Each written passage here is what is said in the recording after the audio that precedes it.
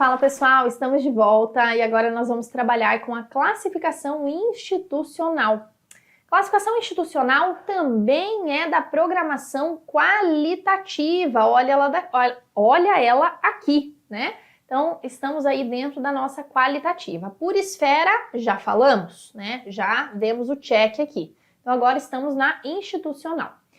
Pessoal, essa classificação ela também pode ser chamada, né, na doutrina ou até em prova, de classificação departamental, porque o foco dela aqui é na estrutura organizacional, é na hierarquia, tá? Então, nesse caso, reflete a estrutura organizacional de alocação dos créditos e está estruturada em dois níveis hierárquicos, que são o órgão orçamentário e a unidade orçamentária. Então, eu tenho ali 2 dígitos para o órgão e 3 dígitos para a unidade, tá? Sempre nesse esqueminha aí, 2 para o órgão e 3 para a unidade, 5 dígitos, portanto, que nós temos aqui na nossa classificação institucional. O foco, o objetivo dela é demonstrar quem é o responsável pelo gasto. Então, eu tenho a unidade orçamentária, que seria o agrupamento de serviços subordinados ao mesmo órgão ou à mesma repartição, a que serão consignadas dotações próprias. Então, a gente viu lá no bloquinho de lei 4.320 que o artigo 14 trabalha com o conceito de unidade orçamentária, né? Na verdade, a classificação institucional, o nascedouro dela e a obrigatoriedade de todos os entes federativos adotarem ela é por conta do artigo 14 da lei 4.320, que traz o conceito de unidade, tá? E aí o órgão orçamentário seria o agrupamento de unidades orçamentárias que estão abaixo dele, beleza? Maravilha. Com relação, pessoal, aqui aos dígitos, então eu tenho 5 dígitos, tá? Eu tenho que as dotações serão consignadas à unidade orçamentária, aqui, né? E temos ali a ideia das estruturas administrativas, que são as responsáveis por fazer as ações, por realizar as despesas, e por isso que elas são as detentoras das dotações, tá? No caso, pessoal, você tem que tomar cuidado com o tipo de cobrança na hora da prova. Todos os órgãos e todas as unidades são representados por uma estrutura administrativa, né? O que seria isso? O que seria estrutura administrativa? Seria a parte física. Todo órgão, toda unidade é formado por um prédio físico, visível, que você pega, né? Tijolo, porta, janela, pessoas trabalhando, hora do cafezinho. Isso, todos os órgãos e unidades são assim? Não, não. Na LOA, nós também temos órgãos e unidades que não possuem estrutura, que são meramente abstrações ali, são meramente nomes, tá? Por exemplo, fundos especiais, alguns fundos nós temos que são órgãos ou unidades, e aí você tem ali a vinculação de uma receita a um destino específico, isso é um fundo, tá?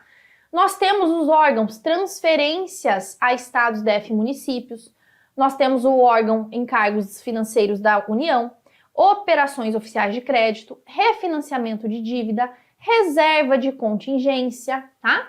Então aqui são órgãos, mas que não possuem estrutura física, não possuem estrutura administrativa.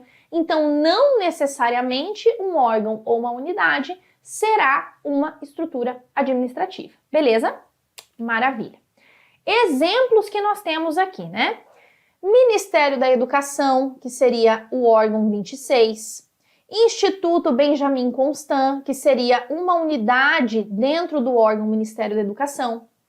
Universidade Federal de Juiz de Fora, que seria uma unidade também dentro do órgão Ministério da Educação. E o INEP, que também é outra unidade dentro do órgão Ministério da Educação, tá? Então você tem o órgão, que seria ali o Ministério, e abaixo dele você teria ali todas as unidades, tá? Nesses 4 exemplos aqui, ó, nós necessariamente temos a estrutura administrativa, com o pessoal ali trabalhando, espaço físico, momento da fofoca, momento do café, né? Tudo isso aí acontece nesses órgãos, nessas unidades. Contudo, não é sempre que isso acontece, né? Porque a gente tem as estruturas, a gente tem os órgãos e unidades que não têm estrutura. Então aqui, né, são unidades orçamentárias, são às vezes órgãos orçamentários ali, que não correspondem a uma estrutura. Recursos sob supervisão do Fundo de Financiamento ao Estudante, lá o FIES, ó, os órgãos relativos à operação oficial de crédito. Recursos que estão sob supervisão do Ministério da Educação para transferências a estados, Distrito Federal e municípios, também atrelados à ideia da educação, tá? Então você vê, ele está atrelado à ideia de algum ministério, ele está atrelado a alguma área? Pode estar, mas não necessariamente será uma estrutura administrativa, tá? Isso é importante para efeitos de prova. Sebrasp 2021. Vamos praticar aqui então a nossa classificação institucional. A classificação institucional da despesa orçamentária corresponde à alocação de créditos vinculados a unidades orçamentárias representativas de uma estrutura administrativa. E aí, pessoal, o que vocês acham aqui? É a alocação de créditos vinculados a unidades que representam uma estrutura administrativa? Isso está errado porque não necessariamente ela é representativa de uma estrutura administrativa. Podemos ter órgãos e unidades que não representam estrutura, né? A exemplo ali da reserva de contingência, refinanciamento de dívida, transferência. Então, errada essa primeira questão. Próxima questão. A estrutura de alocação dos créditos orçamentários é identificada pela classificação institucional. E aí? Estrutura de alocação dos créditos é na classificação institucional? Com certeza absoluta. Eu identifico os níveis hierárquicos e eu identifico a estrutura de alocação, né? Aquele meu organograma da instituição, da organização, e eu vejo certinho quem é o órgão, quem é a unidade, quem tem a dotação, tá? Então, ali, correta esta questão. Próxima, Sebrasp 2022, a classificação institucional da despesa orçamentária é utilizada para consignar despesas a determinado agrupamento de serviços subordinados ao mesmo órgão ou a uma mesma repartição. Então, essa classificação é utilizada para consignar despesas a determinado agrupamento de serviços subordinados a um mesmo órgão ou mesma repartição. Qual que é o significado disso aqui, pessoal? Isso aqui é unidade orçamentária.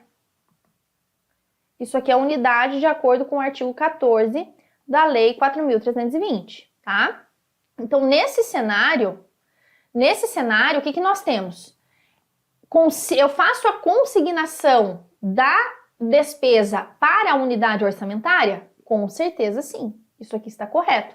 Ele queria que você soubesse o conceito de unidade orçamentária de acordo com a Lei 4.320, que é o nascedouro da classificação institucional, tá? Então isso aqui está correto. E é isso, pessoal. Finalizamos este bloquinho de classificação institucional. Ela é uma classificação relativamente tranquila, tá? Se você abrir lá os manuais, vai ver que é bem pouquinho que a gente tem, né? Não tem muita coisa não. E o essencial aqui, o que mais cobrado em prova, nós abordamos aqui neste bloco, tá bom? Então, eu espero vocês. Até!